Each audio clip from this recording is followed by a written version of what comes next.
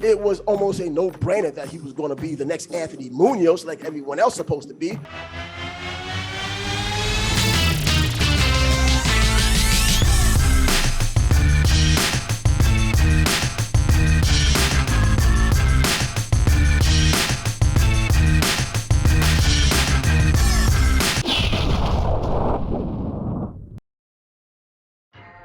Yo, this is Trav with Trav Sports Bag. I'm glad to be back with you again today from the kitchen, cooking it up just for you.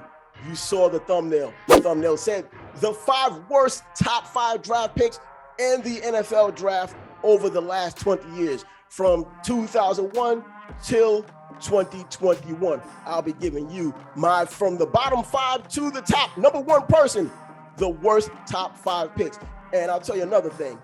Before we get to that, make sure you handle that subscription. Hit that YouTube subscription. Subscribe to this channel. Give us a thumbs up.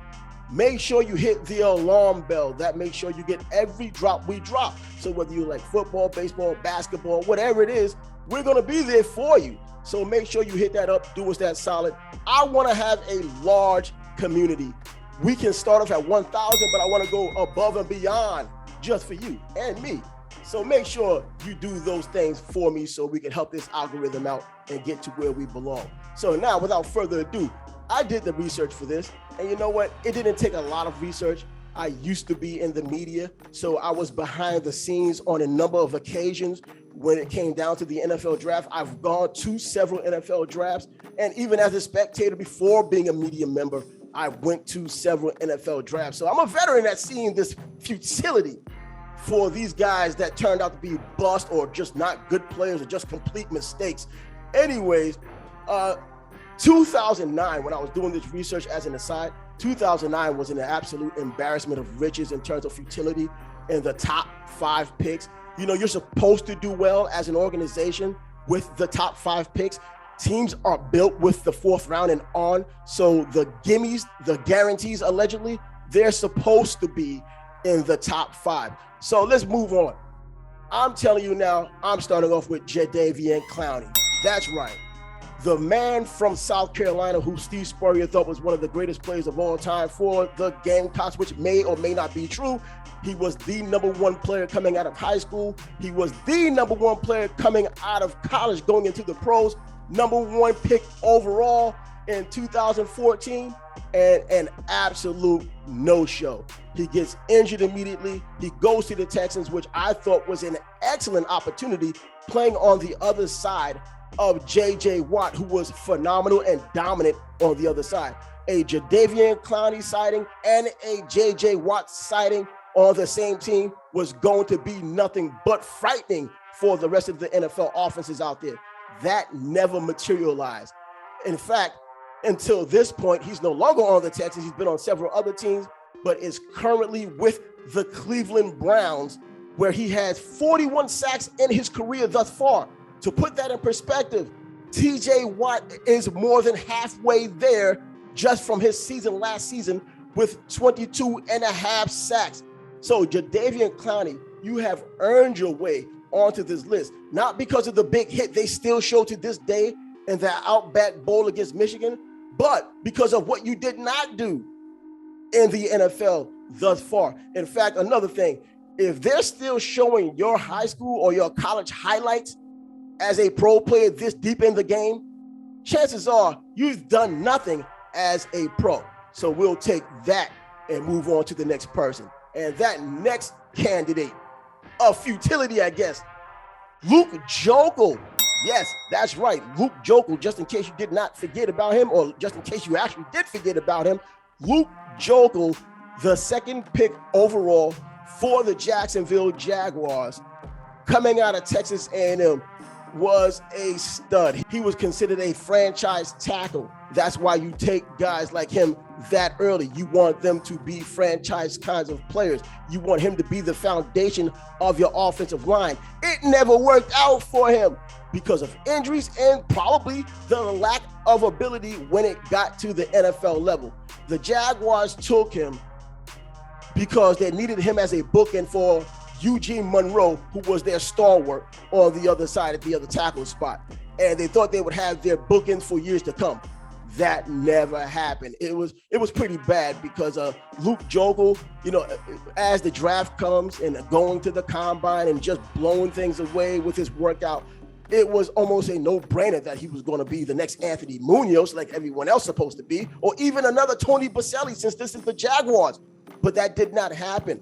Luke Joeckel never went over 63.1 rating on his pass blocking. I think 80 is average. He never got past 63.1. Now that's, in football language, terrible, terrible. That's what it was.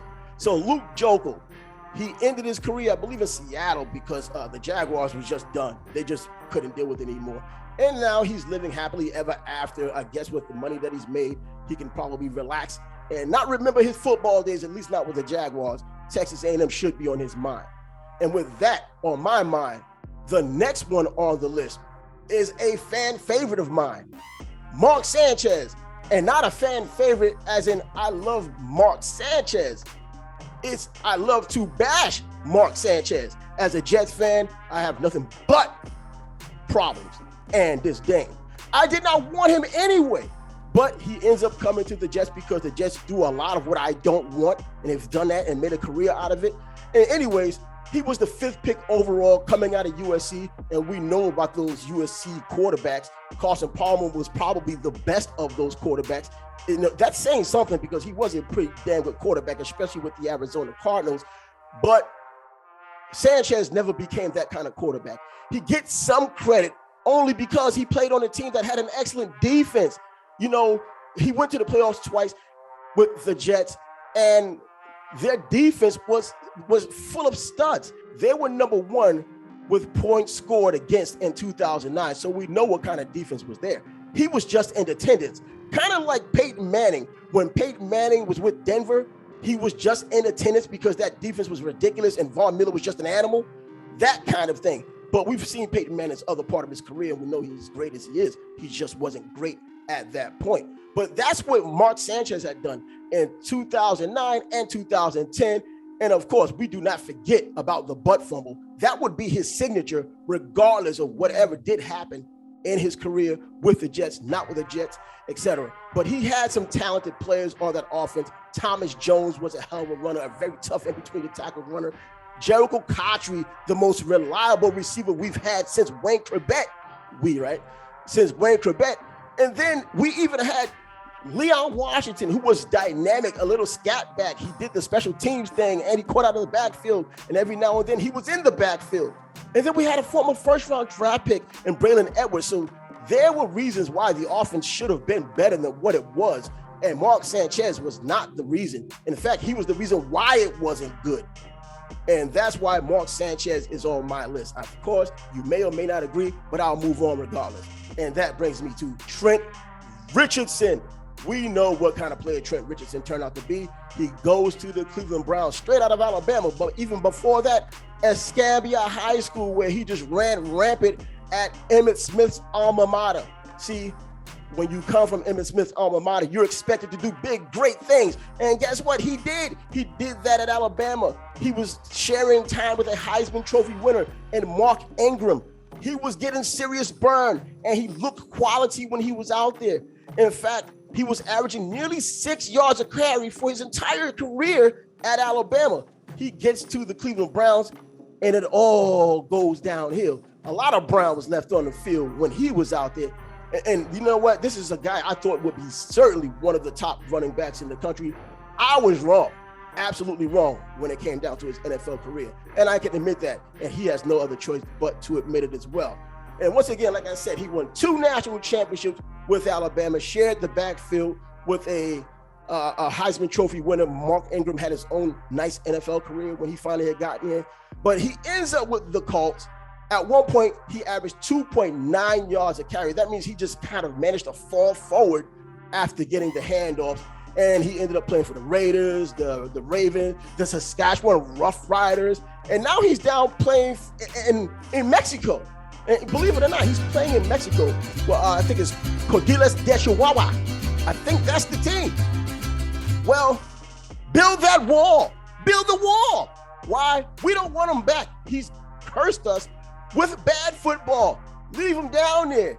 I'm sure he's doing what he loves, so that's also cool too. Props to Trent Richardson, playing in Mexico.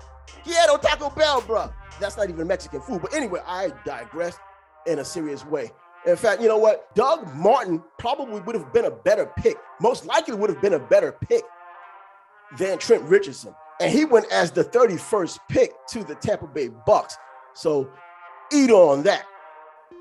And finally, we come to the number one guy. Now, if you don't know who this number one guy is, you haven't been watching football for the last 20 years. And in fact, you haven't been watching football for the last 50 years if you don't know who this is. It's the one and only Jamarcus Russell. That's right, boys. Jamarcus is in the house. Shut your mouth. Anyway, he was the first pick overall in the 2007 draft coming out of LSU. He was expected, as many who were picked number one, to be the franchise quarterback.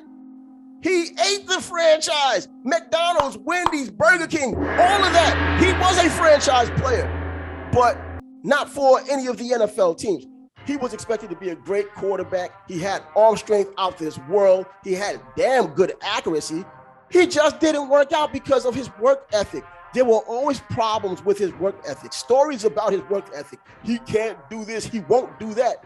Bro, you're getting paid millions to do something. Well, that's a Raiders thing. The Raiders are known for picking these outlier guys, but I don't believe when Jamarcus Russell was taken, he was looked at as an outlier. He was looked at as a quarterback that might be able to help, especially with the deep ball, which the Raiders have made a complete living doing. The deep ball, the deep ball, the deep ball.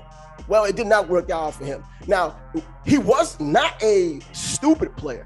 He had a 24 on the Wonderlic, which is the average for quarterbacks, so that wasn't the issue. It was more than just the intellectual capacity.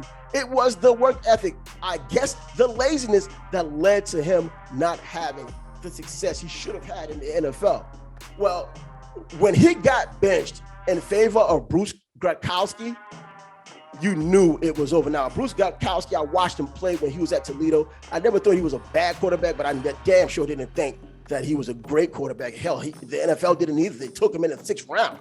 He beats out Jamarcus Russell, gets his job, and it all ends. No one even gave Jamarcus a second chance. And after all the time he was with the Raiders, guess what happened? 21 touchdowns, 24 interceptions, and pop goes the Weasel, because the Weasel went pop. And so do balloons, because he ballooned up in weight because of it. He just couldn't get out of his way. So there you have it. Those are my top 5 worst players in the NFL draft of the top 5 picks. So if you have something to add to it, if your list is different than mine, put it in the comments. I'll be more than happy to comment on your comment. Make sure you check out some of my other videos. I have a video right here about the NFL draft. I have a video right here about the Georgia Bulldogs. So you can hit those up. And there are other sports if you check out our playlist. This is Trav with Yo Trav Sports Bag. Catch you again soon.